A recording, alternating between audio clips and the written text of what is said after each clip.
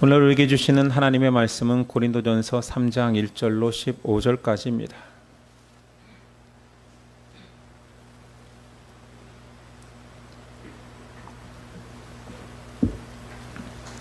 고린도전서 3장 1절로 15절까지 저와 여러분들이 한 절씩 교독합니다. 3장 1절입니다. 형제들아, 내가 신령한 자들을 대함과 같이 너희에게 말할 수 없어서 육신에 속한 자 곧 그리스도 안에서 어린 아이들을 대함과 같이 하노라.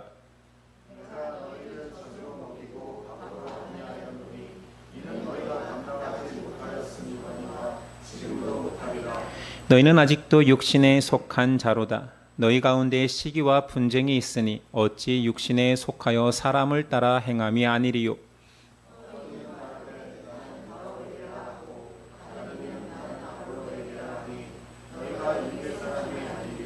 그런즉 아볼로는 무엇이며 바울은 무엇이냐? 그들은 주께서 각각 주신 대로 너희로 하여금 믿게 한 사역자들이니라.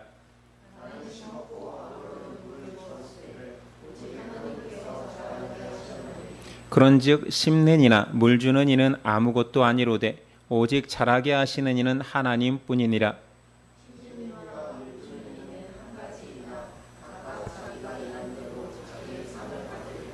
우리는 하나님의 동역자들이요 너희는 하나님의 밭이요 하나님의 집이니라.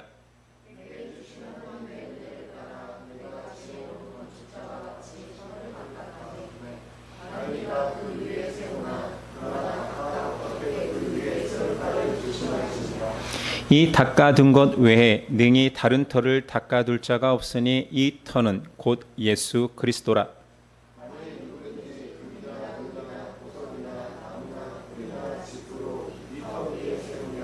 각 사람의 공적이 나타날 터인데 그 날이 공적을 밝히리니 이는 불로 나타내고 그 불이 각 사람의 공적이 어떠한 것을 시험할 것임이라.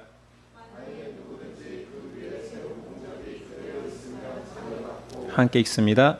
누구든지 그 공적이 불타면 해를 받으리니 그러나 자신은 구원을 받되 불 가운데서 받은 것 같으리라. 아멘. 오늘 말씀의 제목은 철 좀 들어라. 제가 한 말은 아닙니다. 말씀 중에 나오는 말이고 바울이 한 말이겠지요. 철 좀 들어라 라는 제목으로 은혜 나누겠습니다. 왜 이렇게 다 다운되어 있으신가요? 장례식 가야 돼서 검은 옷을 입어서 이렇게 다 다운이 되셨는지 우리 예배만큼은 좀 즐겁고 감사 안부를 드렸으면 좋겠습니다. 우린 고린도전서를 계속 나누고 있습니다. 바울이 고린도 교회 안에 분열이 있음이 가장 큰 문제라 지적하면서 분열을 야기한 이유는 너희가 아직 영적으로 미성숙하기 때문이라고 책망하고 있습니다. 그 책망이 3장에서도 계속됩니다. 분열은 용납할 수 없는 불신앙이고 3장에서 사역의 본질과 교회의 기초에 대해서 설명해 주고 있습니다. 오늘 말씀 1절은 바울이 조금 격양된 상태의 표현으로 시작합니다.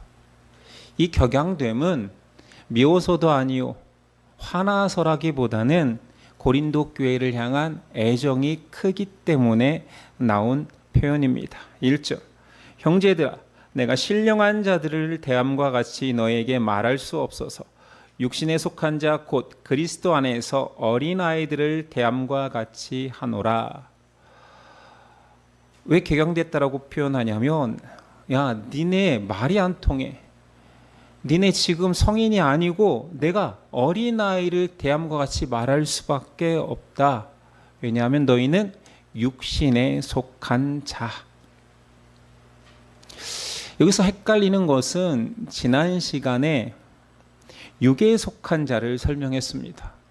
2장에 나온 육에 속한 자는 성령을 아직 경험하지 못한, 예수를 주라 고백하지 못한 사람을 육에 속한 자라고 하고, 오늘 육신에 속한 자는 그리스도가 임했지만 신령한 자가 되었지만 아직 미성숙한 상태이기 때문에 영적으로는 어린아이라는 말입니다. 그러니까 말이 약간 차이 나지만 영어 성경을 구분하면 헬라어도 물론 다른 단어입니다. 그러나 우리가 헬라어는 잘 모르지만 영어는 조금 아니까 이것을 구분한다라면 2장에 나온 육에 속한 자는 the man without the spirit, without이 중요한 것이요. 영이 없는 사람의 상태를 말하고 3장에 나오는 육신에 속한 자는 worldly person, 세속적인 사람이라는 뜻입니다. 이 구분을 하셔야 돼요. 말을 기억하는 게 중요한 게 아니라 성령이 임하시면 앞서 복습을 한다면 그는 신령한 자, 영이 임한 자입니다. 그러나 자동적으로 온전한 자가 되는 것은 아니지요. 그래서 바울은 고린도 교인들을 향하여서 너희는 아직 자라지 않아서 육신에 속한 자다. 너희 안에 그리스도는 있으나 아직 영적으로 미성숙한 어린아이와 같다라고 말하는 것입니다. 고린도 교인들이 바울에게 복음을 전해 들었을 때에는 하나님의 말씀을 듣고 예수 그리스도의 그런 기쁨의 복음의 기쁜 소식에 감격했을 것입니다. 그런데 안타깝게도 바울이 보기에 너희는 아직 자라지는 않았구나라고 폭로하는 것입니다. 2절 내가 너희를 저주로 먹이고 밥으로 아니하였노니 이는 너희가 감당하지 못하였음이거니와 지금도 못하리라. 너희 아직 밥 먹을 단단한 식물을 먹을 때도 아니야. 너희를 막 세웠을 때 너희가 막 거듭났을 때 내가 저주로 먹였지. 다 으깨서 죽을 만들어서 먹였지. 그런데 여전히 시간이 지났는데도 너희는 젖을 먹고 있구나. 그러니 너희가 영적 어린아이다. 어린애가 젖을 먹는 것은 문제가 되지 않습니다. 소화기관이 발달하지 않았으니 젖을 먹어야 되지요. 바울이 지적하고 싶은 것은 여태까지 아직도 계속 젖을 먹는 상태를 말하는 것입니다. 3절 너희가 아직도, 핵심적인 단어죠. 아직도 육신에 속한 자로다. 너희 가운데 시기와 분쟁이 있으니 어찌 육신에 속하여 사람을 따라 행함이 아니리요. 당연히 생명이 있다라면 생명의 본질이신 성령이 오셨으면 그 성령이 있다라면 자라가는 게 너무나도 당연한데 너희는 아직도 자라지 않았구나. 성령 안에서 사람은 자라야 된다. 자라지 않는 것이 치명적인 것입니다.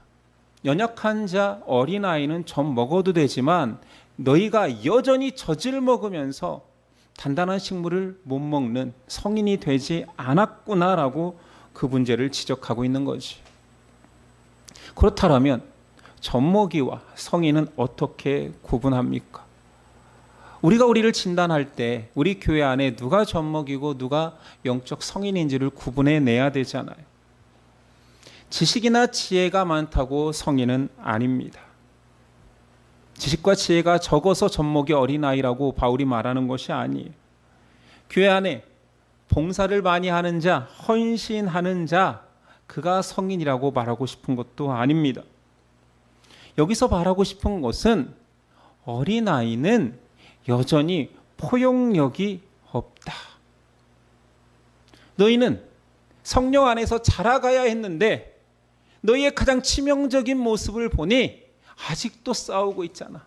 아직도 누가 높네. 나는 누구를 따르니 내가 더 바르네 하고 있으니 너희는 포용력 없는 어린아이일 수밖에 없다라고 말하는 것입니다. 그러니 젖먹이의 가장 큰 특징은 포용력이 부족한 상태입니다. 그래서 분쟁하는 것이요. 고린도 교인들이 분쟁할 수밖에 없는 근본적인 이유는 앞에서 말했습니다. 너희가 십자가의 지혜를 잃어버리고 세상적 지혜, 개인의 지혜만 따르고 있다.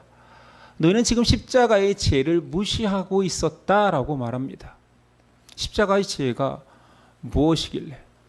그리고 고린도 교인들은 당연히 그들 안에 십자가를 고백함에도 불구하고 왜 십자가의 지혜를 놓쳤다고 할까요? 두 가지 의미로 설명했었습니다. 이것도 복습에 가깝지요. 십자가의 지혜는 성령께서 주신 선물이기 때문에 예수를 주라 고백하는 모든 사람이 그 지혜를 받았습니다. 선물로 받았으니 겸손할 수밖에 없는 거지. 받은 자의 특징은 십자가 앞에서의 겸손입니다. 자, 십자가의 지혜를 받은 자는 성령이 역사했기 때문에 그 안에 성령님이 계시고, 성령님은 또 능력으로 일을 하시니 그 능력은 사람과 하나님 사이에 떨어진 간격을 회복시켜주는, 예수님이 하신 일이죠. 그건 성령이 하시는 일이기도 합니다. 화목해 하십니다. 십자가는 죄로 분열된 하나님과 사람 사이를 가깝게 회복시키셨죠. 떨어져서 분리된 하나님과 사람 사이를 하나 되게 한 것이 성령의 능력입니다. 그런데 고린도 교인들은 십자가 지혜에 구속의 은혜만 받아먹고, 선물로 받아먹고, 십자가의 능력인 교회 안에 서로 하나 되게 하는 성령의 능력을 쓰지 않는 것입니다. 이것을 바울은 십자가의 지혜를 버렸다라고 과감히 표현했지요. 십자가를 외면한 신앙인은 영적 어린아이입니다. 그들의 특징은 편을 가르지요. 그리고 자신을 높이고자 합니다. 내가 더 똑똑하다, 내가 더 성경 많이 안다 라고 하면서 사람들을 이간질시키고 때로는 공동체를 분열시키기도 합니다. 그래서 또다시 강조하는 거죠. 4절. 어떤 이는 말하되 나는 바울에게라 하고 다른 이는 나는 아볼로에게라 하니 너희가 육의 사람이 아니겠느냐. 앞서 계속 분열된 분당을 이야기했잖아요. 바울파, 아볼로파, 게바파, 그리스도파. 너희는 영적 어린아이야. 왜냐하면 아직도 나는 바울에게 속하였다, 아볼로에게 속하였다 하니 너희는 육신의 사람, 영적 어린아이다. 그러니까 교회 안에서 성인과 영적인 것입니다. 성인과 어린아이를 가르는 기준은 사랑의 포용력입니다. 그래서 우리는 근본적인 질문을 해야 돼요. 우리 공동체 안에는, 또는 나는 성인인가 어린아이인가? 교회 오래 다녔다고 해서 자동으로 영적으로 어른이 되는 것은 아닙니다. 앞서 말했지만 봉사하고 직분을 가졌다고 해서 어른인 것도 아닙니다. 심지어 말씀을 가르친다고 해서 어른이 되는 것도 아닙니다. 한국교회 많은 교회의 교육부서에는 어린 교육전도사들이 말씀을 가르칩니다. 그러면 가르치는 자리에 있기 때문에 무조건 교회 어른입니까? 아니요. 바울의 입장에서 보면 그걸로 판단하지 않습니다. 사역자라고 해서, 가르치는 교사라고 해서 무조건 교회의 어른이 되는 것은 아닙니다. 영적 어른은 사람들, 성도들을 더 많이 포용하고 용서하고 인내하여서 서로 하나 되게 할 수 있는 힘을 가진 자입니다.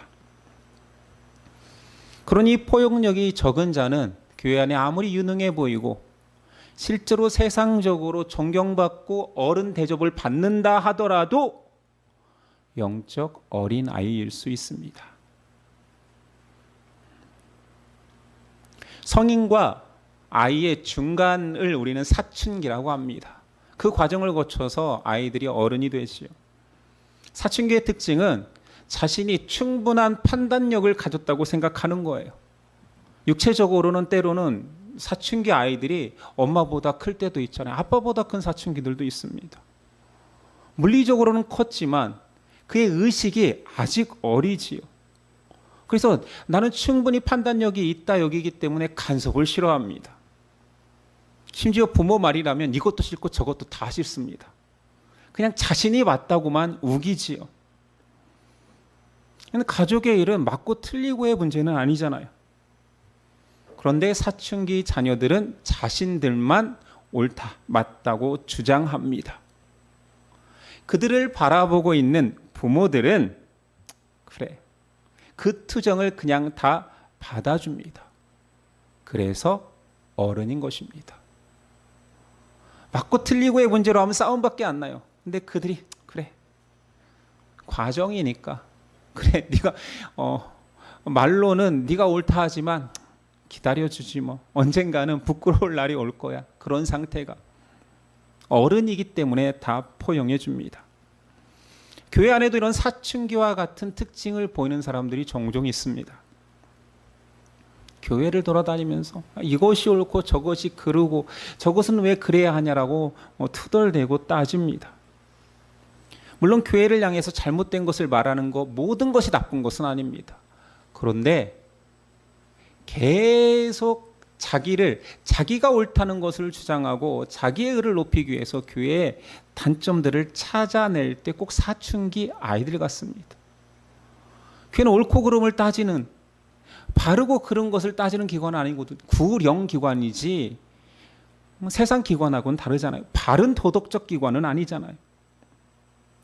그래서 그렇게 따지다가 자기의 의견이 묵살되거나 힘들면, 더 이상 동조해 줄 사람이 없으면 다른 교회를 찾아 떠나기도 합니다. 그곳에서는 다를까요? 자신이 아직 미숙하여서 아직 하나됨을 연습해 보지 않은 상태로 또 다른 교회 가면 또 그 눈으로 단점들이 보이기 시작할 것입니다. 교회 안에 장성한 자, 성인들은 공동체를 하나로 만들기 위한 포용력을 가지고 있습니다. 바울은 이 얘기가 하고 싶은 거예요. 네가 못났다는 얘기도 아니고, 네가 덜 지혜롭다는 얘기도 아니고, 네가 사회적으로 높은 지위에 있어서 많은 사람들을 다스리고 있는 거 사실이지만 교회 공동체 안에서는 너는 어린아이와 같다. 왜냐하면 자꾸 싸우잖아. 자꾸 나누잖아. 자꾸 옳다 하잖아. 네가 그렇게 포용력이 없기 때문에 아직 사춘기 어린아이 같다. 아니, 바울은 젖먹이 어린아이다. 무슨 말이 하고 싶었을까요? 더 직설적으로는 젖먹이 어린아이다 라고 이렇게 객관적으로 서술하고 싶었던 게 아니라, 제발 철 좀 들어라. 이제 어른이 되어가야 되지 않겠니? 좀 자라야 되지 않겠니? 이 말을 하는 것입니다. 회심한 신앙인은 처음부터 어른으로 태어나는 것이 아니라, 회심한 그 순간, 예수를 주라 고백하는 순간 영적으로 다시 태어나는 어린 아이입니다. 그래서 어린 아이를 부모의 손길이 필요한 것처럼 태신자도, 새로 태어난 신앙인도 영적 아비와 같은 도우미들이 필요합니다. 바울은 그들을 사역자라고 표현하지요. 5절이야. 그런즉 아볼로는 무엇이며 바울은 무엇이냐? 그들은 주께서 각각 주신 대로 너희로 하여금 믿게 한 사역자들이니라. 나는 심었고 아볼로는 물을 주었으되 오직 하나님께서 자라나게 하셨나니. 바울은 교회에서 성도들이 커 나가는 것을 식물에 비유했습니다. 자신은 씨 뿌리는 자, 아볼로는 물 주는 자, 또는 심는 자, 나는 작은 묘목을 심은 자, 아볼로는 그 묘목에 물을 준 자라고 표현합니다. 그러니 사역자는 경쟁자일 수 없지요. 함께하는 동역자입니다. 그런데 고린도 교인들은 자꾸 이 동역자를 갈라놓고 바울 편, 아볼로 편을 나누고 있다라는 거지. 바울이 여기서 사역자를 이야기할 때 우리 속에도 그 사역자에 대한 잘못된 오해가 있습니다. 7절. 그런즉 심는 이나 물 주는 이는 아무것도 아니로되 오직 자라게 하시는 이는 하나님뿐이니라. 많은 사람들이 사역자를 실제로 자라게 하는, 정말 부모와 같이 부모가 없으면 죽을 수밖에 없고 부모의 부재는 너무나 큰 존재로서 사역자를 바라볼 때가 많습니다. 이 또한 잘못된 생각이지요. 바울은 너희가 그렇게 간절히 사역자를 의지하는 마음은 알겠어. 그러나 절대적이지 않아. 나는 그냥 심는 자였고 아볼로는 그냥 물 주는 자였어. 사람이 자라는 데에는, 영적으로 성인이 되는 데에는 오직 하나님의 능력으로만 가능하다. 물 준 자가 얼마나 귀한지 아느냐, 씨 뿌린 자가 얼마나 귀한지 아느냐, 그 얘기가 아니라 너희가 그렇게 귀히 여기고 그 편에 들면 뭔가 대단한 것처럼 여기는데 아니야. 사역자는 하나님이 쓰시는 도구일 뿐이야. 하나님이 자라게 한다. 이것이 핵심인 거예요. 물론 사역자가 단순한 정보 전달자는 아닙니다. 성령 안에서 그 계시받은 것을 맡은 자 또는 증인으로 고백하는 자죠. 하나님의 능력이 교회 안에 나타나도록 교회를 섬기는 종입니다. 여러분들이 사역자를 존중해지는 거 고맙습니다. 아름답죠. 그것은 뭐 미운 짓은 아닙니다. 아름다운 것입니다. 또한 사역자가 성도와 공감할 수 있는 것도 귀합니다. 그러나 여기서 우리가 착각하지 말아야 될 것은 그 둘만의 관계는 아무것도 안 된다는 거예요. 둘이 아무리 지지고 볶고 아름다운 것을 한다고 하더라도 잘하지 않아요. 잘하게 하시는 분은 하나님이기 때문입니다. 좀 더 구체적으로 얘기를 들어볼까요? 성도가 사역자를 굉장히 존중하는 거, 누가 봐도 이쁜 신앙, 바른 믿음 같습니다. 그런데 그 행위가 나는 이 사역자가 너무 설교도 좋고 인간적으로도 끌려, 그러면서 어떤 느낌이 드는 거죠? 저 사람은 별로야. 편가르기로 바뀐다라면 이것은 여전히 어린아이의 행동입니다. 많은 성도들이 사역자를 존중하고 사랑하고 따르면서 어떤 행위를 하냐면, 이건 여러 번 강조했어요. 자기 신앙을 대변합니다. 내 신앙을 대신해 줄 것처럼. 담임 목사님이 존경받으면 내가 그 교회를 다니고 있으니 내 신앙도 존경받을 만큼 귀한 신앙인 것처럼 착각하는 거지. 이것은 뭐 여러분들의 잘못이 아니라 오랫동안 우리 한국교회 강단에서 전해진 말입니다. 주의 종을 섬기는 자 복받을지어다. 뭐 이런 거잖아요. 그러니 사역자를 잘 섬기는 것이 신앙의 본질인 것처럼 착각하는 거지. 그 반대도 비슷합니다. 목사가 되어서 성도들에게 뭐 굉장히 공감력 강한, 그 사람의 마음을 잘 이해해 주는 사람, 뭐 어디 가서도 뭐 환영받겠지요. 근데 안타깝게도 그 공감 속에는 위험 요소가 있습니다. 예를 들어 볼까요? 제가 부목사 때 교회는 안타깝게도 목사파와 목사 반대파가 항상 존재합니다. 어디나 그렇더라고요. 목사파가 많으면 겉으로 보기에는 행복한 교회. 근데 목사파와 반대파가 이게 비율이 비슷하면 문제가 있는 교회, 반대파가 더 많으면 치명적인 교회. 이렇게 구분할 뿐이지 다 비슷합니다. 장로님 중에도 반대파가 있고 안수 집사님, 권사님들 중에도 반대파가 있습니다. 이것을 파악하는데 부목사로 가면 오래 걸리지가 않아요. 식사만 개인적으로 한번 하면 다 합니다. 왜 그러냐면 그들이 떠보거든요. 너는 어디에 속할래? 반대파니? 뭐 대놓고 담임 목사님 반대파를 묻지 않아요. 그냥 교회의 부정적인 것들을 목사님의 행위와 뭐 여러 가지를 섞어서 이야기하기 시작합니다. 근데 거기에 잘 동조하고 그렇죠 하다 보면 반대파가 되는 거예요. 보편적으로 목사 반대파의 사람들이 이성적이고 합리적입니다. 상식적이에요. 그러니까 비판력이 생기는 거예요. 꼭 그런 건 아니지만 제가 일반적이라고 했습니다. 보편적이라고. 그래서 성도들과 교제할 때 보편적인 사람들이 일반적인 상식을 가지고 교회를 비판하고 목사님을 비판하기 때문에 그 비판에 동조함으로 인하여서 나도 보편적이고 상식적인 일반적인 사람이고 싶어 하는 충동이 있습니다. 지금 말을 꼬아서 있는데 알아듣고 계시죠? 지금 사람 얘기잖아요. 그리고 우리가 지금 뒷담화하는 거잖아요. 뒷담화가 제일 재밌는데 지금 조는 사람은 인간관계가 좀 힘든 사람들이에요. 뒷담화는 재밌습니다. 저도 많은 성도들의 식사를 초대받고 교회 외적으로 만남을 계속 요구해서 만나보면 분명히 은혜로 시작하는데 끝은 다 교회 흉이에요. 특별히 담임 목사님 흉이지요. 그럼 제가 어떻게 행동했냐면 바보인 척합니다. 그래요? 난 잘 모르겠던데. 바보인 척이 중요한 거예요.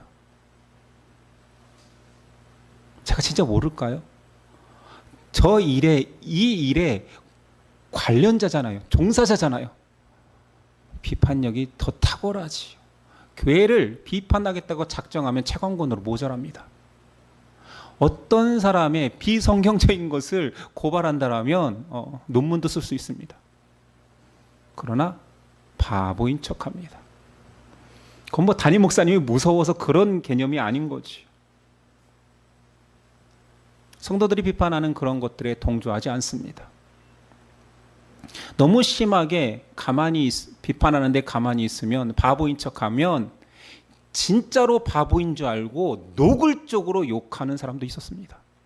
저를 아니라 교회를, 담임 목사. 그러면 저도 참지 못해서 바보의 탈을 벗고 혼낸 적도 있습니다. 지금 교회 떠나시려고 그러는 거냐고. 그렇게 비판하고 어떻게 이번 주 담임 목사님 설교를 들을 수 있겠냐고. 가지는 개편이어서 지금 목사 보호하려고 하는 말이 아닙니다. 제가 성도들의 그 비판에 더 공감할 수 있으나 동조하지 않는 이유는 하나님께서 기뻐하지 않는다라는 사실을 알기 때문입니다. 제가 과거에 그렇게 안 살아봤겠습니까? 제가 비판 안 해봤겠습니까? 그러나 여러 가지로 경험상으로 하나님이 기뻐하지 않는다라는 사실, 성경도 그것을 오늘 모습 보이잖아요. 고린도 교인들아, 너희는 아직도 어리구나. 왜냐하면 아직도 분쟁이 있니? 아니, 그래, 네가 하는 말 무엇이 옳고 무엇이 그른지 한번 따져보자라고 말하지 않습니다. 본질적인 걸 이야기하는 거예요. 왜 교회를 분열시켜? 너 그거 어린아이만 하는 짓이야. 그것은 비난해서 바꾸고자 하는 게 아니야. 너를 자랑하기 위한 거야. 너는 잘났다라는 거지. 에라 이놈아, 철 좀 들어라.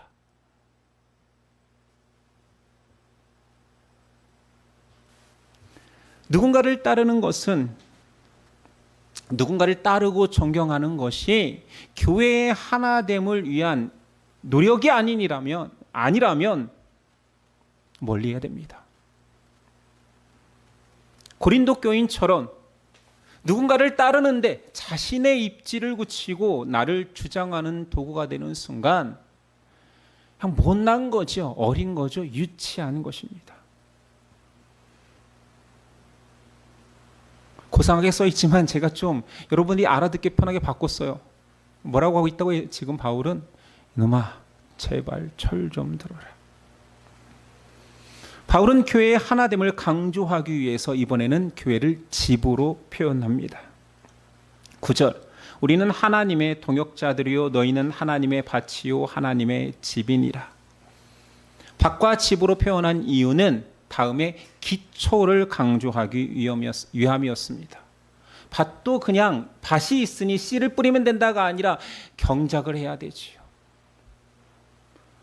밭이 밭다우려면 돌도 골라야 되고 양분도 줘야 되고 그것이 밭이지요.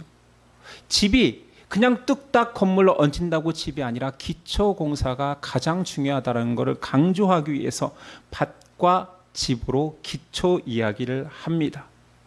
바울은 자신을 건축자에 비유하면서 내가 열심히 고린도의 교회의 터를 닦았다라고 말합니다.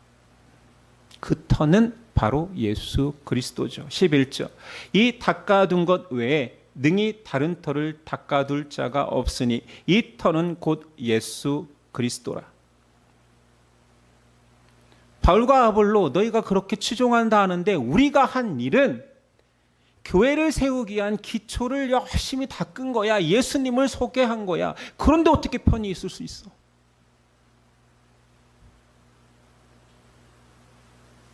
그들이 닦아서 열심히 닦은 것은 예수 그리스도의 십자가의 죽음과 부활, 그분이 하나님의 아들이시며 우리의 주되심을 고백하는 그 기초를 닦은 거예요. 그리고 집으로 묘사했기 때문에 기초가 있다고 집은 아니잖아요. 세울 것이 있습니다. 기초는 오직 그리스도. 우리도 아니야. 나도 기초가 아니야. 아볼로도 기초가 아니야. 기초는 오직 예수 그리스도며, 교회가 건물로서의 가치를 가지고 가치를 가지기 위해서는 벽이 서야 된다. 세워져야 된다. 무엇인가를 세워야 된다. 그것을 바울은, 우리 성경은 좀 어려운 말로 공적을 세워야 된다라고 표현했습니다. 옛날 어른들은 이거 공적 비유라고 했어요. 근데 현대인들은 공적이라는 말을 안 쓰잖아요. 공을 쌓는다, 쌓을 적자니까요. 비나이다 이거 떠오르잖아요. 공적하면. 근데 성경에 쓰인 말이니까 한번 읽어봅시다. 12절이야. 만일 누구든지 금이나 은이나 보석이나 나무나 풀이나 지푸로 이 터 위에 세우면 각 사람의 공적이 나타날 터인데 이 날이 공적을 밝히리니 이는 불로 나타내고 그 불이 각 사람의 공적이 어떠한 것을 시험할 것임이라. 자, 기초는 예수 그리스도로 우리가 잘 닦았어. 그러면 집이 되려면 이제 쌓아야 되잖아. 뭔가를 쌓아야 되는데 그게 공적이야. 말 한자 그대로 공을 쌓아야 돼. 근데 어떤 사람은 그 쌓는 재료가, 교회에 집을 쌓는 재료가 금, 은, 보석이고 어떤 사람은 나무, 풀, 집이래요. 금, 은, 보석은 귀한 거, 나무, 풀, 집은 하찮은 거, 이걸 말하고 싶었던 게 아니에요. 금은 보석같이 귀한 일을 해야 돼, 이런 것을 강조하기 위함이 아니라 여기서 이 세 가지들의 구분은 딱 한 가지를 강조하기 위함입니다. 뒤에 나오죠. 불에 타는 것과 타지 않는 것. 불로 상징되는 최후의 날 하나님의 심판대 앞에서 타서 사라질 것, 의미 없어질 거와 계속 남아서 하나님으로부터 칭찬받을 것, 이것을 금은 무엇이고 은인 무엇이고 보석은, 나무, 풀, 집은 무엇인지 상세히 알 필요 없습니다. 타는 것과 타지 않는 것의 구분인 거예요. 바울의 지금 편지를 계속 읽어온 우리는 알겠지요. 타는 것은 무엇이냐? 아니, 그러니까 너희가 열심히 내는데 뭔가를 쌓으려고 교회에서 헌신도 하고 봉사도 하고 헌금도 하고 여러 가지를 하는데 그것이 너희를 위한 거, 너 자신을 드러내기 위한 거, 그거 다 타버린다. 그거 나무, 풀, 집이야. 하나님이 마지막 때에 너 뭘 잘하였느냐 심판하실 때 화르르 타서 나 분명히 뭔가 열심히 냈는데 하나님 나 상 줄 거 있다라고 가져오려고 했는데 손에 아무것도 없는 거예요. 그게 뭐라고요? 나를 위한 거. 그렇다면 금, 은, 보석처럼 마지막까지 남는 것은 뭘 말하고 싶을까요? 교회의 하나됨을 위해 힘쓴 노력. 그것만 남는다? 라고 말하고 있습니다.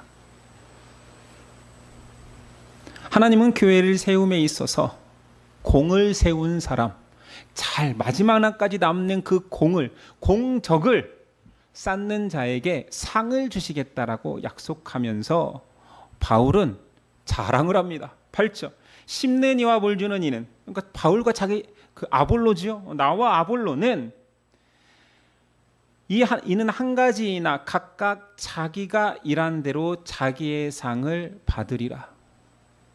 니네가 편가렸는데 니네하고 상관없이 우리는 기초를 닦는 그 일을 했기 때문에 마지막 날 안 없어지는 공적을 가지고 있어. 우리 상 받는다? 자랑하고 있죠. 뜬금없이 뭘 말하고 싶을까요?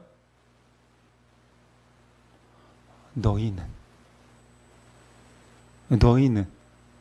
상 받을까? 교회를 세움에 있어서 나도 아볼로도 사역자로서 교회의 기초를 닦는데 하나님의 말씀을 전하는 데 있어서 상이 있어. 너희는 아니 저는 바울 편이었고 저는 아볼로 편이었고 그를 열심히 섬기고 추종했기 때문에 그들의 상을 같이 받는 거 아닙니까? 할 때 바울이 말하고 싶은 것은 아닌데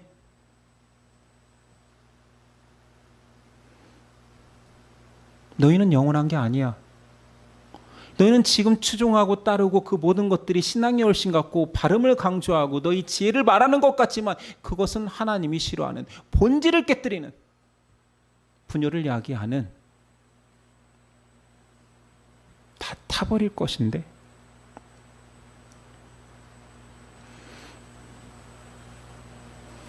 8절에서 우리는 상 받는다라는 말은 너희는 받을 상이 있느냐를 우회적으로 도전적으로 던지는 질문입니다. 여러분도 한번 제가 던져볼게요. 여러분 무슨 상을 받겠습니까? 여러분 기초를 닦는 자입니까? 아니면 교회를 세우는 자입니까? 14절이야. 만일 누구든지 그 위에 세운 공적이 그대로 있으면 상을 받고 누구든지, 이건 바울 아볼로 얘기 아니잖아요. 누구든지 그 공적이 불타면 해를 받으리니 그러나 자신은 구원을 받되 불 가운데서 받은 것 같으리라. 자, 불타지 않는 공적을 세우자. 우리 상 받자. 나 상 받는다를 자랑하고 싶은 것이 아니라 너희도 우리와 함께 상을 받자. 불타지 않는 공적은 나의 헌신, 나의 열심, 나의 헌금, 나의 봉사, 그것이 아니라 교회를 세우기 위한 그런 본질적인 마음을 가지고 낮아지고 섬기고 하나 되기를 힘쓰는 그 마음을 가지고 봉사를 하고 헌금을 하고 헌신을 하는 것만 남는다라는 말입니다. 와, 이게 무서워요. 신앙생활이 무서운 게 이겁니다. 똑같은 걸 하는데 마음가짐에 따라 불에 타는 게 있고 남는 게 있습니다.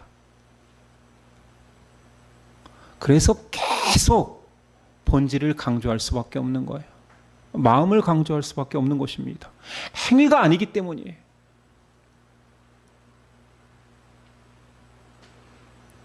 안타깝게도 고린도 교회를 향하여 바울은 너희가 했던 그 모든 열심은 꼭 진리를 찾아 헤매는 열심 같았지 어떤 게 예수님의 말인지 니네가 진리를 살피려 했지 바울이 더 잘 전했다, 베드로가 더 잘 전했다, 아볼로가 더 잘 전했다, 이 말씀이 더 은혜 받았다, 저 사역자가 더 귀하다 이래 왔지 그게 다 너희를 위한 거 아니었니?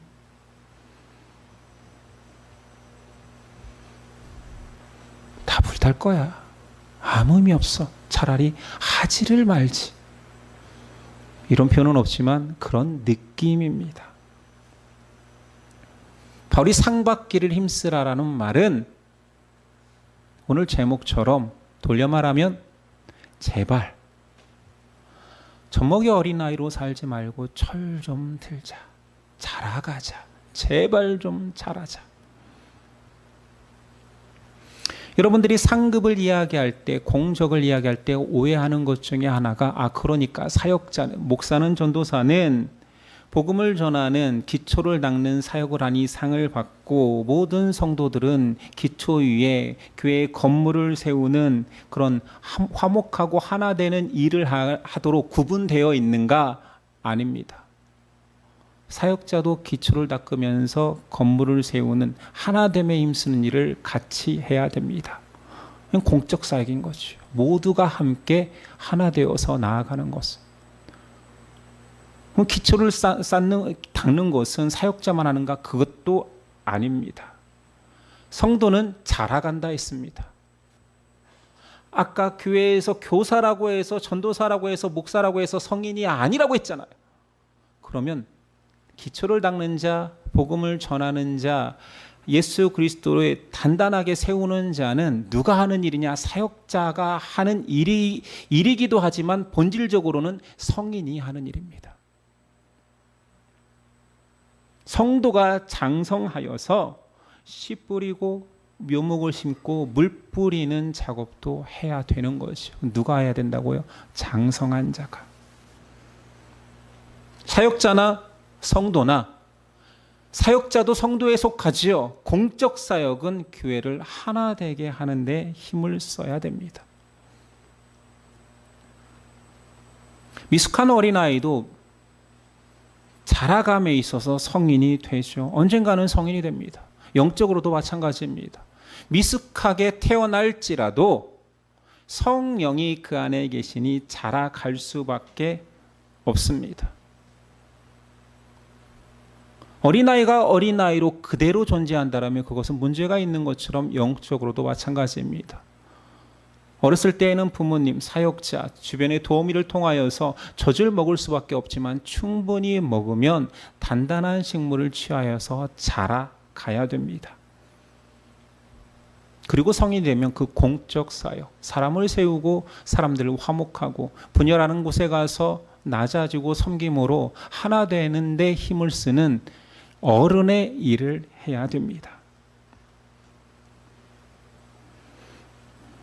복음이 뿌려진 곳에는 이제 성도가 할 일은 교회의 하나됨을 연습하는 것입니다. 자, 이렇게 귀한 것이 십자가 지혜인데 세속적인 교회가 너무 세속적으로 변했어. 나는 교회됨은 모르겠어. 나 그냥 밖에 나가서 유튜브를 보고 밖에 나가서 예수님 잘 믿으면 되지. 설교 열심히 들으면 되지. 가끔 은혜를 주는 인터넷 설교를 발견하면 거기에 온라인 계좌에 헌금하면 되지. 그렇게 해서는 교회의 하나됨을 연습할 수 없습니다. 가난한 교인들은 말만 교인이지 아주 위태로운 구도자입니다. 아직도 진리를 찾아 헤매는 자들인 거지요. 바울은 분열하는 고린도 교회의 한 가지 핵심을 여러 가지 예를 들어 설명하고 있지만 중요한 것은 모든 사역의 본질은 하나됨이라는 것을 강조하고 있습니다. 한 수도사가 자기의 제자들과 금식을 합니다. 긴 시간 금식을 하는데 한 제자가 너무 힘들어 음식물을 먹었습니다. 그 사실을 다른 제자가 알고 비난하기 시작합니다. 그리고 스승에게 이르지요. 저 제자는 금식을 실패하고 음식을 먹었습니다. 그때 그 스승은 바로 가서 자신도 음식을 먹었습니다. 이유는 비난하고 분열하는 것보다 하나 되는 게 더 중요했기 때문입니다. 고린도 교인들은 개인의 성취를 교회의 하나됨보다 더 중시했습니다. 우리 스스로 한번 돌아봅시다. 우리 모두가 교회입니다. 우리도 하나님께 상을 받아야 한다라면 바른 공적, 마지막 때까지 불에 타지 않는 그 공적을 쌓아가야 되고 자라가야 됩니다. 어떻게 할까요? 일반적으로는 교회에서 강조하는 거 잘할 때 성경을 많이 봐. 성경 공부를 참여해봐. 성경을 많이 알면 자라. 이렇게 말하지만 과연 그럴까요? 그러면 신학대학교 교수님들이 가장 큰 성인이 되게요? 성경은 특이하게도 알아가야 되지만 실천하는 것이 더 어렵습니다. 아는 대로 살아야지 자라가는 거지. 야, 이제 너는 좀 컸으니 교회 연수도 있고 직분도 받았으니 이제 봉사 좀 하면 안 되겠니? 봉사하면 잘할까요? 아니요. 봉사하면 세련돼집니다. 세련된 신앙인은 여러 곳에서 봉사를 합니다. 왜 봉사하는지를 알아야 되는 거지. 어린아이 부서에 가서는 어린아이가 하나님과 하나 되는데 힘쓸 수 있도록, 교사로 가서는 그 부서 안에서 어떻게 하면 하나 될 수 있는가를 고민하면서 헌신하는 것, 그것이 성숙한 자의 자세입니다. 어딘가에 가서 그건 틀렸고 그건 바르지 않고 그건 합리적이지 않고 이러다 보면 거기서 애기짓 하는 것입니다. 유치한 행동하는 것입니다. 보이죠? 당연히 미숙한 거 있지요. 그러나 그곳에서 내가 어떻게 하면 하나됨을 도울 수 있을까 고민하는 자가 성숙한 자, 성인입니다. 이제 여러분들이 섬김을 하든 봉사를 하든 성경을 읽든 신앙을 하면서 교회에서 내 공적을 쌓는 것은 우리의 하나됨을 위해서 내가 어떤 것을 해야 할까를 고민하는 자입니다. 어렵지요. 그냥 시키는 일 하고 싶지요. 봉사일이 있으면 남들이 가기 싫은 일 그냥 내가 가서 하면 칭찬도 받고 좋을 것 같지요. 아니요. 자세가 중요합니다. 우리의 섬김이 그리스도를 닮아야 됩니다. 섬김의 왕으로 오신 예수 그리스도께서 섬김의 극치를 십자가로 보여주셨습니다. 그리고 우리는 성령에 의해서 그 십자가의 지혜를 얻은 자니 그리스도 닮은 섬김으로 교회의 하나됨을 힘써야 됩니다. 바울이 고린도 교회를 향하여서 이제 철 좀 들어라. 우리를 향한 메시지 아니겠습니까? 우리 철 좀 듭시다. 교회를 사랑하는 마음이 커지고 공동체가 하나 되기를 힘쓰는 성인 되기를, 저와 여러분들이 그렇게 성숙한 자 되기를 소망합니다. 기도하겠습니다. 주님 감사합니다. 못난 우리를 오늘도 말씀으로 혼내주셔서 감사합니다. 목사로 10수년을 살았지만 여전히 철들지 않는 모습이 저에게도 있고, 거듭났다라고 다시 태어났다라고 성도가 되었다라고 기뻐한 이후로 우리들은 얼마나 자랐습니까? 머리만 커지고 손발만 두꺼워지고 일은 잘하고 합리적은 되었지만 진실로 공동체를 세워감에 있어서 하나됨을 힘쓰는 자였습니까? 나를 주장하는 자였습니까? 우리 자신을 돌아보게 하여 주시고 바울의 이 질책이 감사함으로 다가와 내 안에 성령의 능력을 발휘하자. 내 안에 십자가의 죄가 있구나. 교회의 하나됨을 힘쓰는데 내 손과 발이 사용되어야 되겠구나 고백하는 우리 되게 하옵소서. 교회를 세우시고 교회를 세상 끝날까지 보호하시고 인도하실 예수 그리스도의 이름으로 기도드렸습니다. 아멘.